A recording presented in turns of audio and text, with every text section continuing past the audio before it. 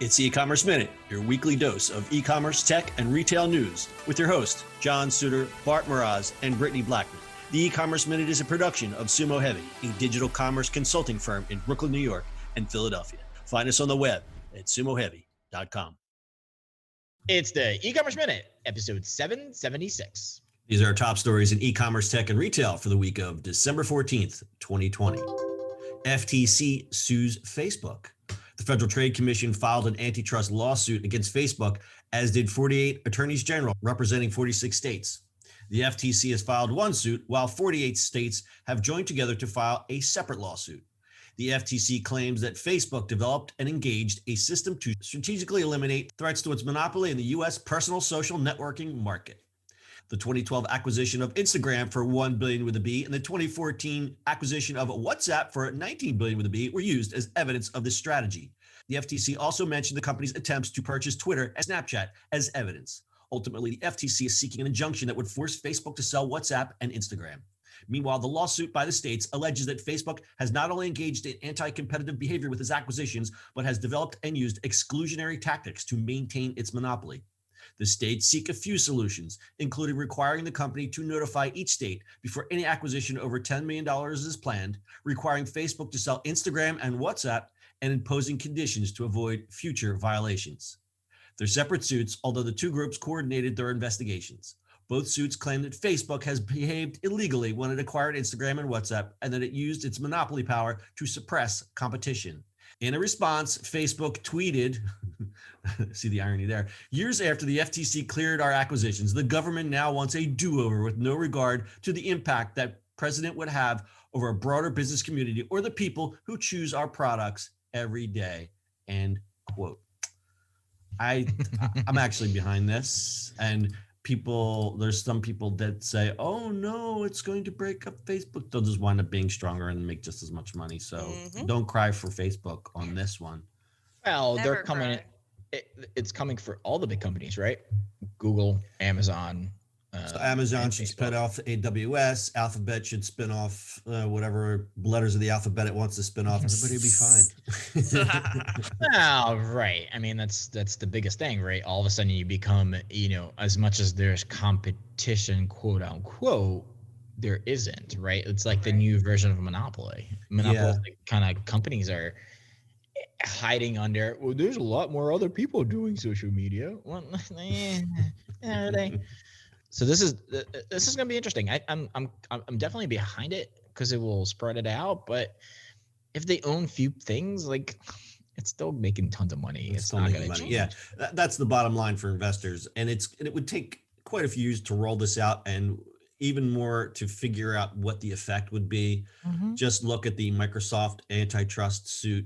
Now, they lost a lot of ground in the internet when that happened because they were, they were on the cusp of social media and smartphones, but they still had Windows and Office, and they still, even being sidelined during all that innovation going on, the revenues grew from 15 billion in 98 to like 60 billion in 2008. So, we're not going to shed a lot of tears.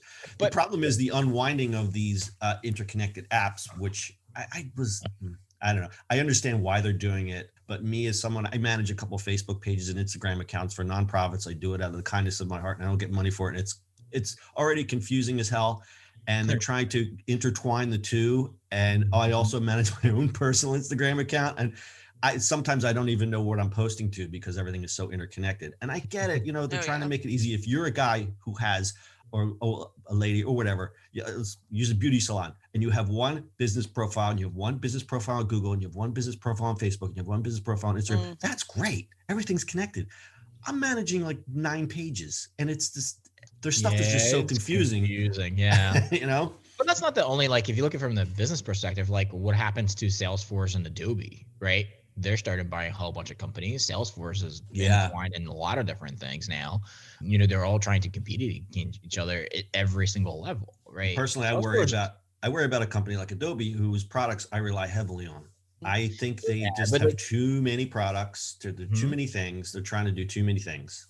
Well, you look at Salesforce. I mean, it's not CRM anymore, right? It's a full ginormous powerhouse of everything. Same thing with Adobe. Adobe was Creative Suite. It no longer is. It has e-commerce business and content business, and there's a whole bunch of them. Microsoft does the same thing. Yeah. To me, I don't think this is going to go anywhere in reality. They might spin off one or two things, but I don't think it's going to go anywhere. I would think WhatsApp would be spun off before Instagram. I think they would do that because WhatsApp is growing into its own thing. They've even compared WhatsApp as one of the biggest telcos in the world now, and they're adding a lot of e-commerce features in there. So I would say that being spun off before Instagram is more of a likely scenario. Especially, I think Instagram's popularity is dripped and dipped a little bit. I'll say. Thanks to TikTok and other competitors. It's obviously never going to go away, but I don't think it holds the sway that it once did. I think a couple of reasons. Again, the aforementioned TikTok. The reason that I believe is their algorithm just kills people. Yeah, it's horrible. You need to have. It's funny. Talk about like the irony circling, the irony eating the snake. I watch TikTok videos to find out how to better post on Instagram. Yeah, same. It's like it's a riddle wrapped in an enigma. And it's like, well, you have to do all these things. It's like, I just want to post something and have people enjoy my work. Yeah. I don't, it has to be a certain way these days. And that's actually what I was going to say. Hopefully, if this follows through and they lose Instagram or Instagram branches off, hopefully Instagram gets better because it's so bad. Like literally, I was watching a TikTok the other day on how to use like Lightroom. Like I know how to use Lightroom, but it was like how to use Lightroom to make your stuff rank on the algorithm. And I was like, what the heck? TikTok Why? TikTok is just killing everything. Like they're so good at what it is. And like, if you think about it, they just did it like right. Like that algorithm just kills everything. And it's so good.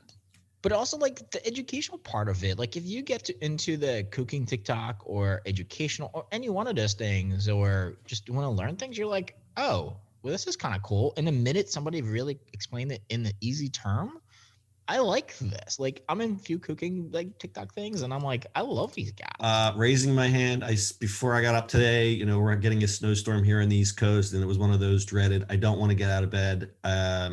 Fired up to TikTok, got sucked in some cooking videos, and I looked up in a half hour had gone by. Yeah, that's just brilliant. But just the idea of that, I know this is but you guys should listen to Wondery has Instagram against TikTok like series, the Business Wars one. Oh. It just came out last week, I think. Go listen to it. It is pretty amazing. Yeah, Business Wars is a great podcast, but you should listen to this podcast instead. All right, we're going to go to our next story. This week, Amazon announced the launch of Made for You. It's a new service that allows customers to create custom t-shirts to their exact measurements. Similar companies use mobile technology to scan and measure your body from an app. Amazon Fashion's Made for You service requires users to provide the company with their height, weight, body style, and 2 photos of themselves to get measured for their custom fit. After users provide their data, they can choose from a selection of 8 colorways, as well as preferred sleeve and shirt lengths, necklines, and fabrics. To get started with Made for You, users choose between the 2 types of fabrics to customize the design. This includes the medium weight 100% Pima cotton shirt or the lightweight 56% Pima cotton, 38% modal, and 6% elastane tri-blend options. Wow. They can then choose other aspects of the shirt like slim, classic, relaxed fit, crew or V-neck, or short or long sleeve. The shirts can even include your name printed on the label as a small perk. Pretty cool. When finished, customers can view the product they customized on a virtual body double before placing the order. The experience works both on the web and inside the Amazon app. The custom shirts cost just $25 and are available to all Amazon customers in the US, not just Prime members. At launch, influencers including Blake Scott, who has 650,000 followers on Instagram, Carolyn Moran, who has 253,000 Instagram followers, and Cy DeSilver, clocking in at 330,000 followers, are touting the new feature on Amazon's behalf and are featured in its marketing. Custom clothing is often seen as a luxury, and this process does make it more affordable.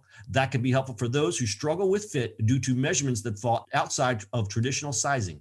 But the service also seems to be a pretty transparent attempt to grab customer data for the Amazon fashion business. I think this is pretty cool. I would try this. We just don't know what they're doing with the data. But I think it's classic. Same thing they always do with it. Yeah. Yeah. I mean, they've been getting into fashion, those kind of things for a while now. Right. Mm-hmm. Yeah, I should have looked up the stat before we started, but they're one of the top sellers of fashion. A lot of people don't think Amazon, first and foremost as a fashion, but they're pretty big, and I guess that's just really relationship to size. But they've done other things. I mean, you remember that Echo camera thing? Mm-hmm. They've done some. What was the things they did with some of those private shops that they do with influencers and stars, and they do all that kind of stuff. But I think it's pretty cool because it's clothing on demand. It's definitely something that's going to fit you, so people do not mind paying the premium price. Now, let's be relational here. A comparable T-shirt, just a white T-shirt out of a wrapper might only be $10 or $12 if it's a good quality shirt. This is $25. But if you're someone who, is really into the fit and fashion and all that kind of stuff, $25 is nothing. There's a great video on there. If you look up Amazon Made for You, there's a big landing page with lots of explanatory copy and a good video of how the thing actually works. I think it's really cool service. Cool. Yeah, and it makes sense. It's literally classic Amazon. Piggybacking. Amazon. They've also done, and this is probably a little known thing. I only know this because I'm kind of in the T-shirt world. They do a lot of print on demand stuff. There's a whole subreddit devoted to these guys who do design work on just Amazon. And the problem is you have to rank high to get your designs accepted, but these guys just crank out designs all day long. And some guys are making a couple grand a month just designing goofy T-shirts on Amazon. So basically, if you go into Amazon and search for any goofy catchphrase, I guarantee there's going to be a T-shirt on there from print on demand from Amazon. So it's called Made for You. Go check it out. It's right on Amazon. It's on the app and it's on the webpage. Next story. Ikea kills its iconic print catalog. This one gives me all the feels because I have a special place in my heart for the Ikea catalog. This year will be the last year that Ikea will publish its iconic print catalog, saying it will leave a phenomenal 70-year legacy. Quote, for both customers and co-workers, the IKEA catalog is a publication that brings a lot of emotions, memory, and joy, end quote, said Conrad Gruss, managing director of IKEA Systems BV, the worldwide IKEA franchisor. The publication, which was first printed in Sweden in 1951, is no longer seen as a necessary expense in the furniture giant's marketing bottom line, as more people seek out what they're looking for online. It takes the company about a year to produce the typical 300-page catalog. The IKEA catalog grew from 285,000 copies in its first year to 200 million copies in 2016, its biggest year. At its height, IKEA produced nearly 70 versions of the catalog in 32 different languages. Ending the catalog will save the company a ton of money and allow the company to funnel all resources into digital where it sees its future lies. The furniture giant has, of course, seen a large percentage of customers buying its products online rather than going shopping in its massive warehouse locations. They reported that its worldwide sales online jumped 45% last year and that IKEA.com had over 4 billion with a B visits. The company has introduced site and app enhancements to further enhance digital performance. IKEA's decision to end its voluminous publication puts it amongst a list of other retailers, including H&M and REI, that have cut back or ditched big catalogs in recent years for other print or other digital alternatives. In the case of IKEA, the retailer will still publish a smaller book next year, just not the big catalog that people in dozens of countries have come to know. Still, the news of the catalog's fate came as a blow to some IKEA fans who say that for years, they've relied on it for design ideas. One post on Facebook said, quote, the catalog is essential for planning and way better than the website. I look forward to mine each year. This makes me sad. That makes two of us.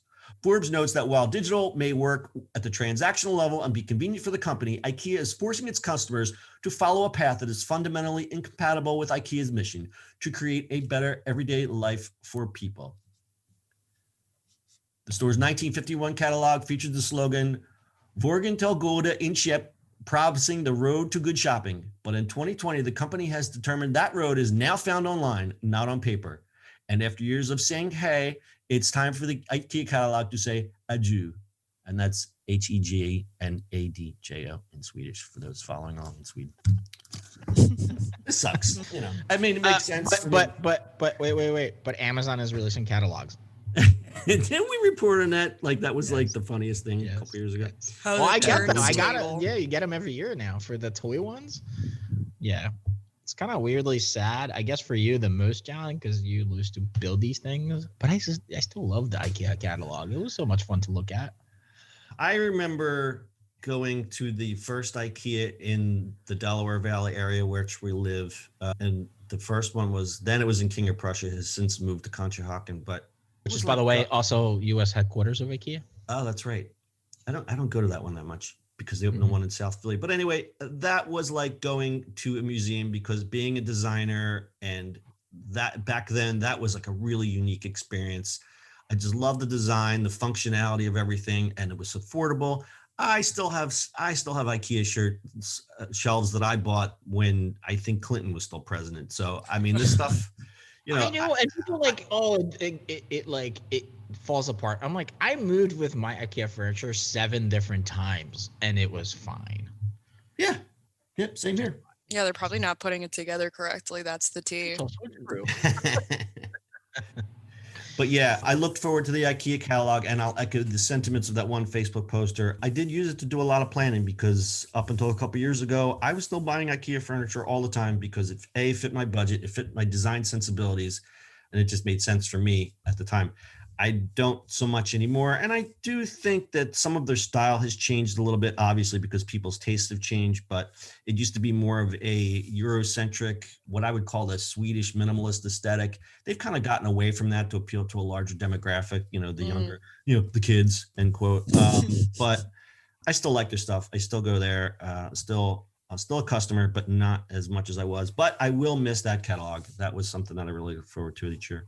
I can't help but to wonder how many people are like adjacent to the catalog are losing their jobs, or I wonder if they're like redirecting them somewhere else, because I feel like quite a few people had to have worked on such a large catalog, Yeah, so the catalog itself, I'll give my own perspective, being in the business, was probably a combination of an outside advertising agency and an in-house design group. I know that each store used to have in-house design groups when they printed their signs by hand. They had literally had people, they had to teach them how to write that font and make those signs.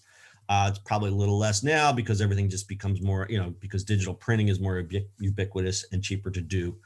But I'll speak to the catalog production, that it was probably a lot of people. But again, it was probably most of the production work was done in-house. Now, as far as that printing, what was the 200 million catalogs? I mean, I'm sure that contract for the printing was split across, several different plants, but whoever sold that printing job is probably crying this Christmas because that's a big loss. But I think that's true for most of printing. I used to buy printing back in the old days, and it's definitely not the way it was. A lot of printers have scaled back on out of business, and everything is digital now. So if they didn't see the writing on the wall, setting anything anymore. It's all digital. Yeah. So, if you didn't see the writing on the wall, then you need to go look at the other wall, because you're looking at the wall. The only guys that actually survived it and just kept it, they're like the old people, like the older printers. They're like, we can survive another 2 years before we retire. Yeah. And then I'll exactly. And then I'll retire, right, and be done. Yep. Exactly right. All right. RIP IKEA catalog. All right, that's it for this episode. We'll be back next Friday for our annual holiday extravaganza. No spoilers, but we're going to have some big stars this year. It's pretty hard to top last year.